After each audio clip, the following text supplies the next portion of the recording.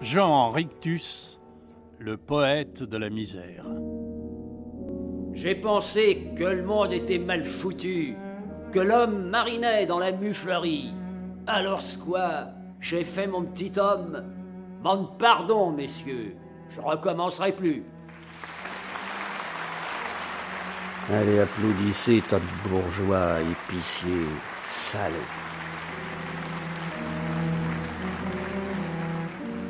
Oui, on l'applaudissait à chacune de ses apparitions. On le célébrait comme le chantre de la misère.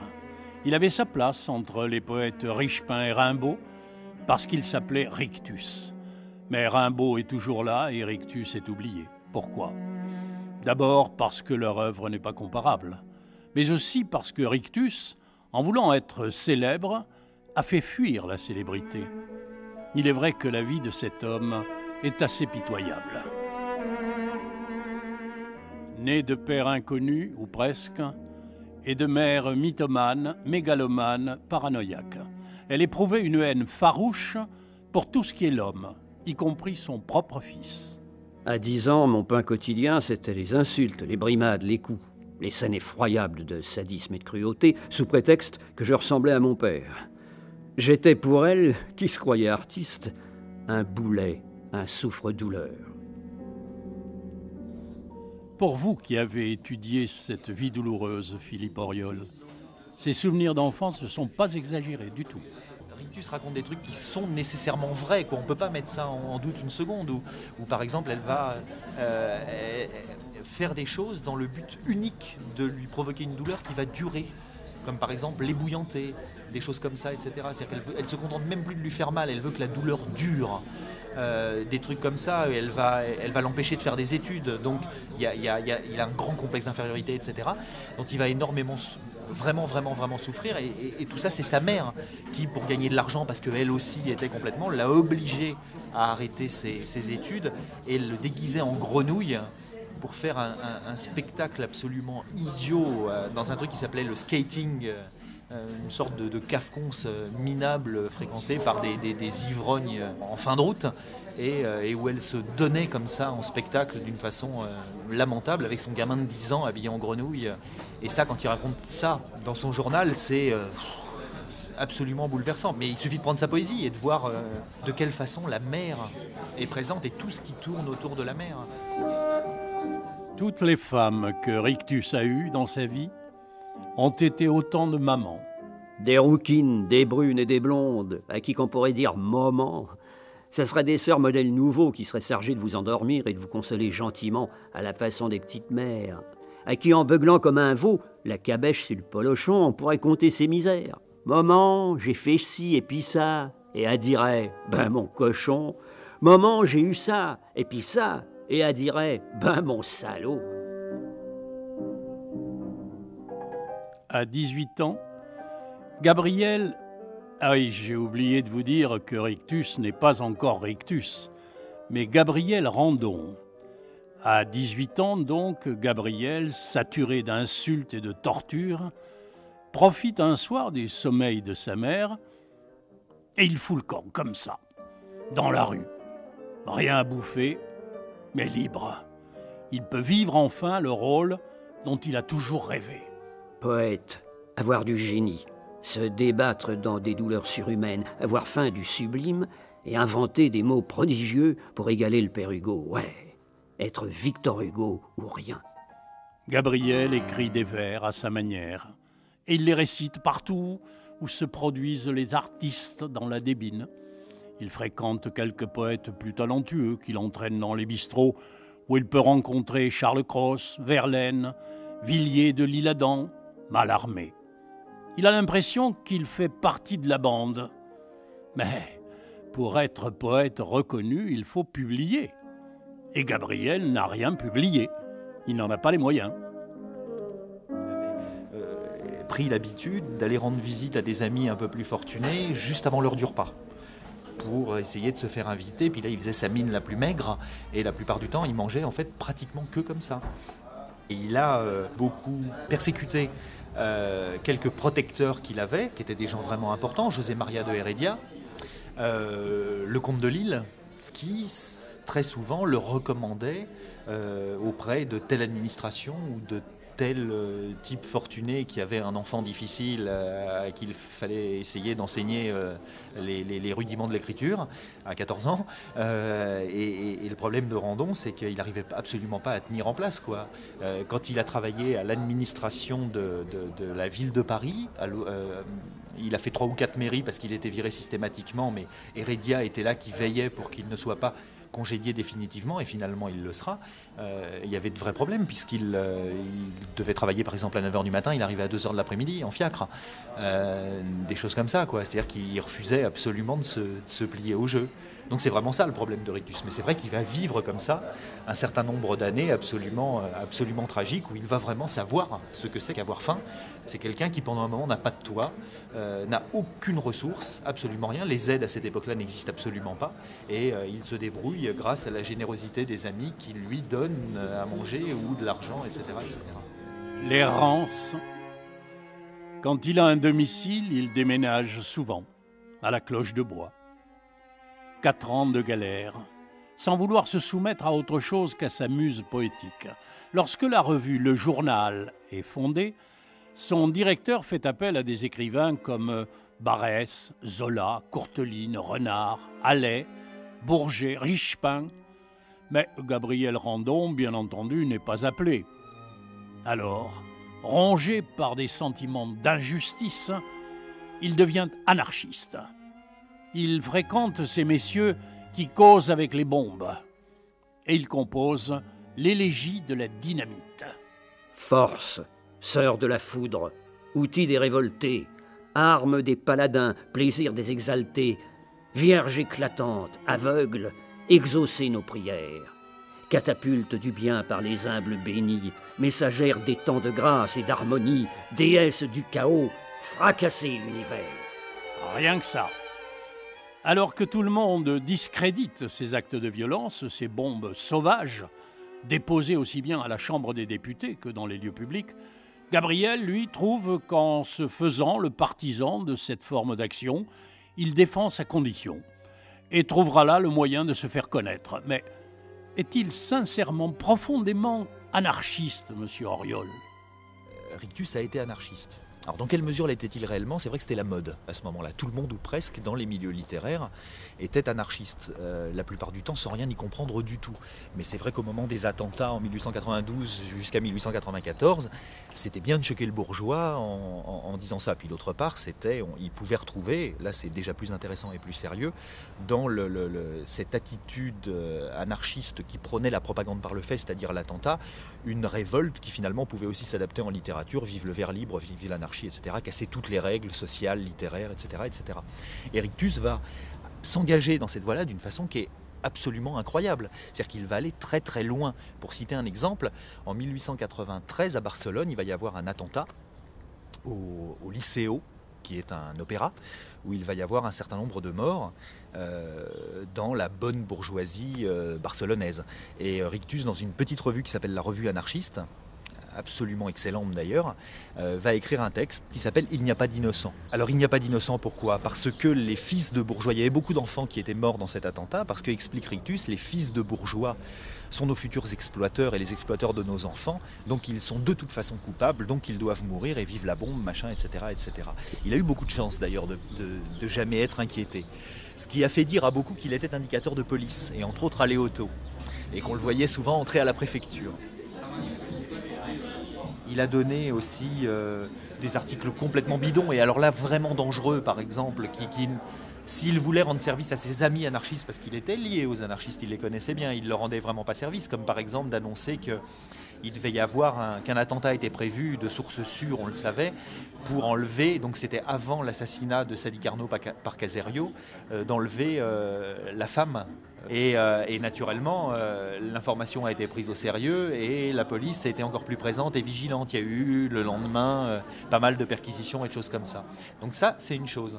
Alors, il y a ces informations qui sont pour la plupart du temps fausses, parce que quand il n'a rien à dire, il invente.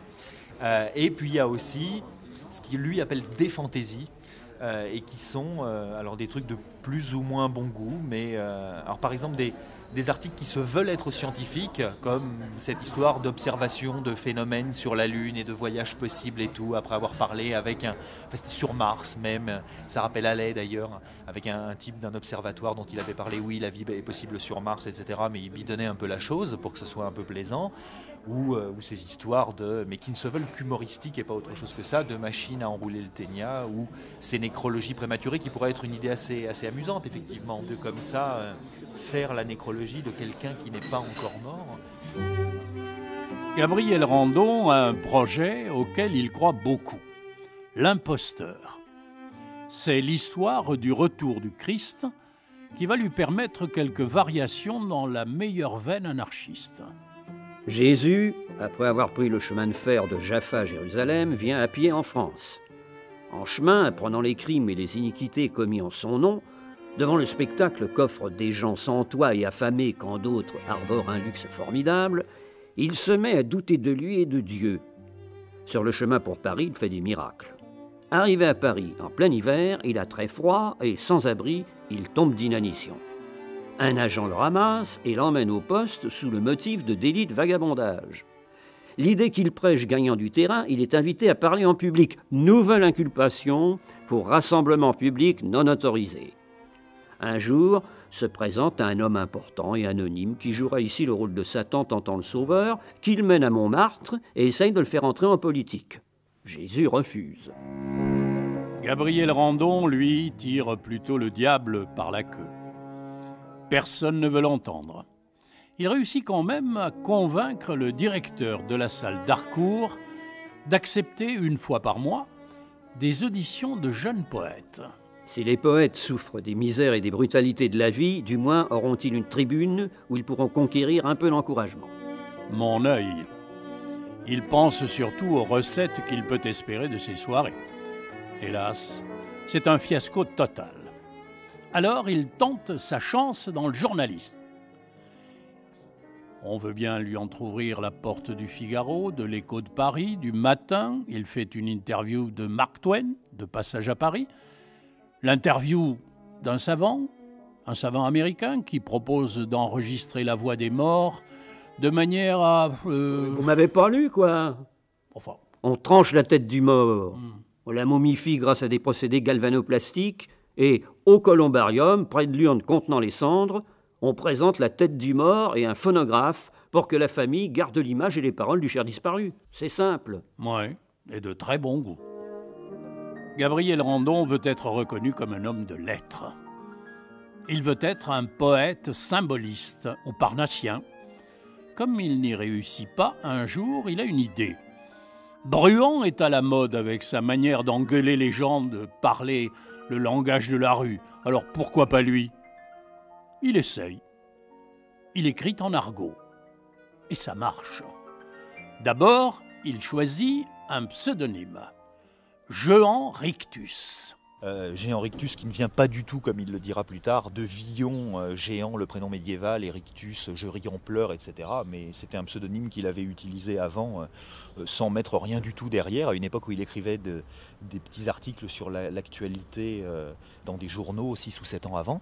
Il récupère ce pseudonyme-là parce qu'il ne veut pas qu'on confonde Gabriel Randon, qui est un poète symboliste. Ça a toujours été son rêve d'arriver à s'affirmer comme poète symboliste, et le géant Rictus qui fait des poèmes en argot. Et naturellement, le meilleur lieu pour faire lire et pour faire entendre ses poèmes, c'est d'aller dans les cabarets comme le fait Bruant. Donc il va intégrer les cabarets, il va commencer à réciter ses poèmes, et il va avoir véritablement un succès parce que c'est vrai que ce qu'il fait change considérablement de la production de l'époque dans les mêmes lieux. C'est tellement différent, c'est tellement triste, c'est tellement bien foutu parfois, parce que c'est vraiment bien foutu parfois, qu'il remporte un succès absolument considérable et que tout Paris commence à se l'arracher, et que tous les cabarets se l'arrachent, tout Paris vient le voir, et pendant un moment, effectivement, il s'impose. Et là, il peut enfin entrer au Mercure de France, à la maison d'édition, où il va publier ces soliloques du pauvre qui vont se vendre très très très tranquillement, très doucement. En fait, ça ne va pas lui rapporter beaucoup d'argent.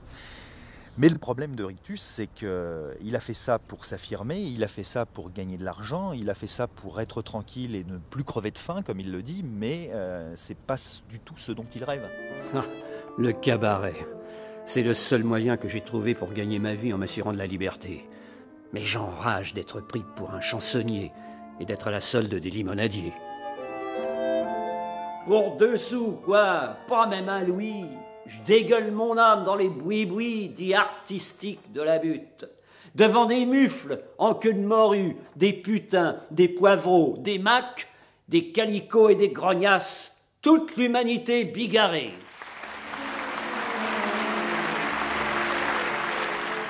Et ils applaudissent. Ah, je vais rassembler tous mes cris, toute ma haine dans un seul livre, que j'appellerai Les soliloques du pauvre. Je ne laisserai pas debout un seul pan de l'édifice bourgeois. Je deviendrai la force satirique et révolutionnaire populaire.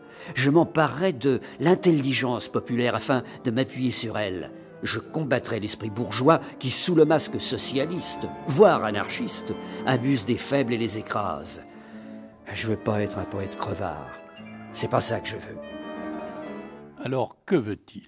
Lui, ce qu'il veut, c'est faire de la poésie normale, comme il dit. Son grand plaisir, et il va le faire beaucoup, c'est d'aller dans les salons de la grande bourgeoisie et de l'aristocratie pour aller dire des poèmes sur le pauvre qui crève de faim. Et donc très rapidement, Rictus va s'apercevoir du problème. Il n'a pas du tout envie d'être le porte-parole des pauvres et des anarchistes et des je ne sais quoi. Ça lui plaît pas du tout. Et donc il va repenser son truc. Et donc son personnage n'est plus le pauvre, mais le pauvre avec un P capital. C'est-à-dire en fait lui, un moi généralisé comme il dit.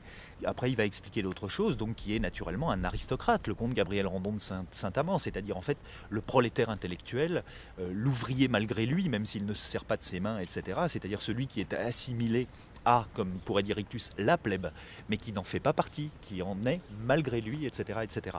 Et donc il va réécrire ses poèmes, et il va s'arranger en ajoutant un quatrain par-ci, un quatrain par-là, pour bien expliquer les choses, coincé entre le bourgeois et l'ouvrier, etc., etc., pour que tout soit bien mis en place. Mais ça, personne ne va s'en apercevoir, en fait.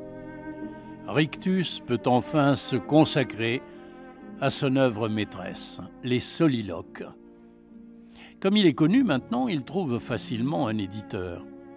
Mais les chroniqueurs parlent peu de son livre, et Rictus en est très amer. La plupart des grands chroniqueurs qui m'avaient célébré ont cessé leur louange quand est paru mon volume complet. Mais ils n'ont pas pu empêcher l'écho de leur action, et c'est moi qui les ai roulés. Je me suis d'abord présenté sous un aspect inoffensif, mais le jour où j'ai sorti le volume, où j'ai manifesté le désir d'avoir un public et de hausser la belle langue de Paris à la splendeur définitive de l'art, flûte, silence sur toute la ligne, mauvaise humeur, signe de mauvaise foi de la part de ceux-là même qui m'avaient hautement célébré. Ainsi sont les mœurs littéraires. Il travaille dans les cabarets. Plus il bave sur la bonne société, plus on l'applaudit, plus on le recherche. Il est invité dans les soirées, dans les salons. Tant que je n'ai pas été Jean Rictus, on m'a laissé errer, faible, inconnu et mourant de faim. À présent, on me tiraille, on m'invite à dîner. Ah, les braves gens. Rictus est antisémite. Mais si, pour certains socialistes et anarchistes, l'esprit sémitique n'a d'autre sens que le goût du lucre, et si juif est synonyme de capitaliste, pour Rictus, l'antisémitisme est plutôt une arme révolutionnaire. Et vous, les Juifs, continua Jésus avec la dernière véhémence, vous, les puissants de ce jour, race d'aigle ou de porc, vous tenez dans le monde humain le rôle que dans le règne animal jouent les insectes nécrophores. Race qui enfanta le veau d'or et qui brusquement retournait à Dieu pour l'offenser des mêmes rites. Un jour, l'or et les pierreries mourront. Que deviendrez-vous ce jour-là ? La Cour de cassation a été saisie d'une demande en révision de l'affaire Dreyfus. Et dans les premières signatures du manifeste des intellectuels réclamant cette révision, donc croyant à l'innocence de Dreyfus, que voit-on ? La signature de Rictus. Rictus serait-il devenu Dreyfusard ? Pas du tout, il le dit dans son journal d'ailleurs. Il dit que... Alors il est embêté. Il n'aime pas l'armée. Il a quelques vieux réflexes anards comme ça. Il n'aime pas l'armée. Donc a priori, si on fait quelque chose qui peut embêter l'armée, il est plutôt heureux. Seulement, il ne peut pas croire à l'innocence de Dreyfus pour une seule raison, c'est que Dreyfus est juif et que par définition, le juif est coupable. C'est aussi simple que ça. Mais pourquoi signe-t-il alors la pétition qui demande la révision du procès? Tout simplement parce que ça va lui permettre d'entrer dans le parti intellectuel, il cherche une place, il ne peut pas l'avoir. S'il fait ça, il est un intellectuel comme les autres. Seulement le problème, c'est que personne ne sera dupe et ça ne va rien changer pour lui. Mais au moins, ça lui permet d'intégrer un groupe qui ne veut pas de lui, parce qu'en fait, on ne veut pas de lui. Surtout depuis qu'il est chansonnier, etc., etc. Après les soliloques, Rictus se croit tiré d'affaire, hélas. Il semble condamné à faire du cabaret, et sa source poétique est tarie. Même la muse argotique l'abandonne. Il ne produit plus rien. Alors il va se confier à un journal intime qu'il entreprend le 21 septembre 1898. Aujourd'hui, jour anniversaire de ma naissance, je commence ce journal que je me promettais depuis longtemps de rédiger. C'est une façon de prendre date et de me contraindre secrètement à continuer jour par jour, quoi qu'il arrive, la rédaction scrupuleuse de mes impressions de tous les jours et celle d'autrefois. J'ai eu une vie passablement accidentée, pittoresque, qui a l'air de vouloir se déployer telle toujours et je ne veux plus risquer d'oublier. Un journal n'a d'intérêt que s'il est rédigé uniquement pour soi, avec une implacable franchise vis-à-vis de soi-même. C'est aussi une gymnastique moralisatrice, et durant la journée, j'écarterai peut-être certaines pensées et certaines envies impulsives si je me fais le serment de tout inscrire en ces pages. Il y a des actes que je commets dont je n'oserais pas faire l'aveu au papier. Donc je préférerais raisonner mes pensées méchantes et m'abstenir d'actes coupables, puisque ma conscience me les reprocherait. Ce journal est donc le miroir de ma conscience, et tous les soirs, avant de me coucher, je m'y regarderai. Rictus ne peut plus sortir de Rictus, donc il est très embêté et il n'arrive plus à écrire les soliloques. Il y a des moments, il va rester parfois 1 an et demi sur un poème, 1 an et demi à le tourner dans tous les sens, à le réécrire, et puis bon, c'est comme tout, à reprendre quelque chose systématiquement, à la fin on n'en peut plus, ça devient dégoûtant, il y a un objet qu'on ne veut plus avoir entre les mains, et il va comme ça massacrer pas mal de trucs. Et il va y avoir 2-3 éclairs, des quelques textes, dont un qui s'appelle Pauvre Julien, et qu'il a appelé très intelligemment roman, dont il serait bon d'écouter un passage. Voilà comment que c'est arrivé. C'est la vraie vérité sincère, croyez-moi, monsieur le commissaire. Mais, excusez, ils m'ont crevé. Laissez-moi me moucher. Je suis plein de sang. Alors, regardez-moi ce qu'ils m'ont arrangé. Faut dire que ça couvait depuis longtemps. Depuis le temps qu'on vivait ensemble. De fait, quasi maritalement. Chez nous, on se marie qu'à la colle, mais quand on s'aime, ça tient tout comme. Enfin, elle me courait depuis longtemps. Pourtant, pouvez-vous renseigner, tout le monde vous le dira dans le quartier, je suis d'un naturel endurant. Moi, vous savez, je suis qu'un boulot. Je connais que mon travail dès le matin. Et si des fois je me saoule la gueule, c'est censément que dans mon métier, on fait cavaler de la poussière. Vous comprenez, je suis matelassier. Mais à part ça, le cœur sur la main. Et puis, elle me faisait du chagrin. Succès foudroyant. Oh, je m'attendais pas à un tel bruit. Ah, ce fut tout à fait sensationnel. Oh, le blur de mes ennemis, il s'est allongé d'au moins 1 kilomètre. Pensez, 4 colonnes d'un grand journal, et en première page encore. Je ne sais pas si Rostand lui-même et à ses loques d'alexandrin, on passerait une pareille masse de strophes. Enfin, mon livre avance, et avec de tels morceaux, je ne tarderai pas à l'avoir fini. C'est la traversée d'un interminable désert. Rictus ne produit plus. Prisonnier de son personnage, condamné à l'aigreur et à la méchanceté, Rictus prend pour cible tout ce qui peut le mettre en valeur. Il écrit des pages sur ses meilleurs amis, les pages sur la mort de Samin, par exemple, qui est probablement l'ami le plus cher qu'il a eu dans la littérature. Je trouve ces pages quasi cyniques quand il parle de Samin, où il explique comment... Oh, la façon dont il a vieilli, dont il est malade, quel horrible spectacle, etc. Il n'y a pas une seule seconde de compassion ou d'amour ou de grande amitié pour ce type qui lui a ouvert les portes de la littérature, qui l'a aidé, qui l'a hébergé, qui l'a nourri, et puis qui lui dit aimer en plus. Non. Et il est effectivement mythomane, mégalomane, il est schizo, et puis sa schizophrénie qui est complètement renforcée par ce masque qu'il porte. Et à la fin de sa vie, ça devient absolument extraordinaire d'ailleurs.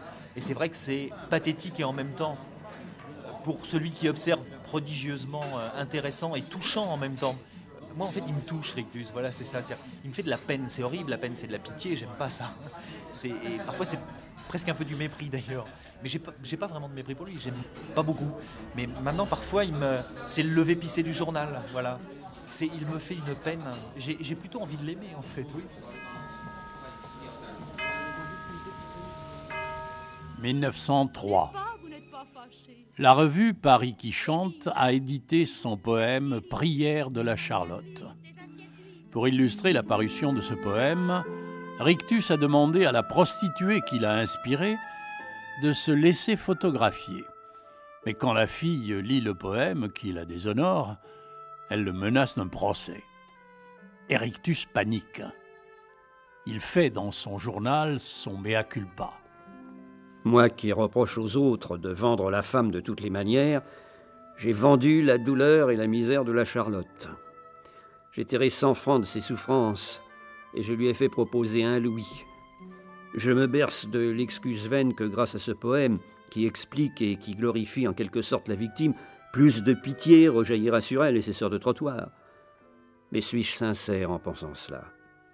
Me voilà en somme plus marlou que les marlous, puisque j'ai réussi à tirer d'une fille publique d'abord 100 francs, ensuite de l'honneur et de la considération, ce qui est un comble. Je suis un bourgeois propre, un aristocrate élégant qui a horreur du vice, du manque d'argent, et je ne pense qu'à célébrer la boue et l'affliction irrémédiable. Mon vice est donc très caractérisé. Je suis une sorte de malade qui est atteint de vanité littéraire et qui, par horreur du banal, du déjà fait, s'est imposé à lui-même des pensées, une façon de voir, d'écrire, qu'il n'a pas. 1904. Il n'a pas vu sa mère depuis 15 ans. Peut-être est-elle morte. Non. Elle frappe à la porte. Pour l'insulter, le salir, l'humilier. Il ne sait quoi faire pour s'en débarrasser. Elle le traite de maquereau, de bâtard. Elle le menace d'un procès pour l'avoir abandonné. Effectivement, il est convoqué au palais de justice. Elle se dirige vers moi, me fait une grimace de théâtre, la plus haineuse qu'elle peut. Elle fait un geste, armée qu'elle est d'un parapluie. Ah, sûrement, elle va me le planter dans l'œil. Si elle me poignardait dans ce moment, je ne ferais même pas un geste pour parer le coup. Son regard enfiélé dure 1 minute, 1 siècle. Je ne bronche pas, je suis anéanti. Dieu, que je me sens misérable. Devant le juge, elle l'accuse de tenir une agence matrimoniale et de gagner beaucoup d'argent. Elle lui demande 10 francs par mois.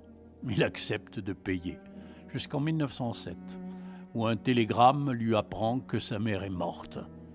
Il doit aller reconnaître le corps. C'est une petite maison avec un jardin misérable.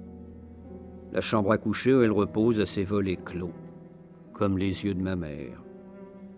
Le visage qui a le teint de la mort est horrible. Le ventre dont je suis sorti est gonflé par les gaz et une odeur cadavérique s'en échappe. Je fume pour ne pas sentir l'odeur. Arrive l'ordonnateur des pompes funèbres et 2 hommes portant le cercueil. Adieu, ma mère. Finissons-en le plus vite possible. Si Dieu existe, pourquoi a-t-il permis de vivre à cette démoniaque? Et pourquoi permis mon enfance affreuse et cette haine satanique qu'elle m'a portée pendant 39 ans? C'est fini. Je garderai une inguérissable mélancolie qui sera au fond de moi. Voilà tout. Nul ne m'ôtera mon enfance abominable entre les mains d'une aliénée. N'y pensons plus. Lorsqu'on vous écoute, monsieur Auriol, on a l'impression que ce Jehan Rictus, que vous avez fréquenté longtemps pour étudier sa vie et son œuvre, vous l'avez d'abord aimé, il vous a ému, et puis déçu. Vous admettez pourtant qu'il a sa place dans notre littérature, même si ce n'est pas une place au premier rang. Il y a des pièces, bon, l'hiver, c'est plaisant, c'est amusant, Le Revenant, c'est absolument extraordinaire, L'étrangleur, Pauvre Julien, c'est un chef-d'œuvre. Il y a des très bonnes choses, malheureusement parce que c'est un velléitaire et que c'est quelqu'un qui a un mal fou à produire parce qu'il est franchement pas très doué, même si de temps en temps il a des lueurs prodigieuses. Son histoire du retour du Christ, son roman, c'est pas idiot, c'est intéressant. Ses nécrologies prématurées, il les a gâchées, mais l'idée est effectivement géniale. Crève-cœur, C'est un poème sur la misère, toutes les misères, hein, dont la misère sexuelle, et qui est un truc magnifiquement traduit et magnifiquement pensé. C'est vraiment. Et là, on a envie d'y croire au rictus anarchisant, au rictus fraternel, etc., etc. On a envie d'y croire, mais quand on lit parallèlement son journal et qu'on voit ce qu'il écrit au moment où il le fait, on a une déception terrible. N'empêche que il a réussi à tromper son monde et à faire quelque chose avec en plus quelques vers qui sont parfois carrément des coups de génie, quoi. Il y a des vers qui sont d'une beauté magnifique. Parfois, il va tellement loin dans le pathos que c'en est plus possible.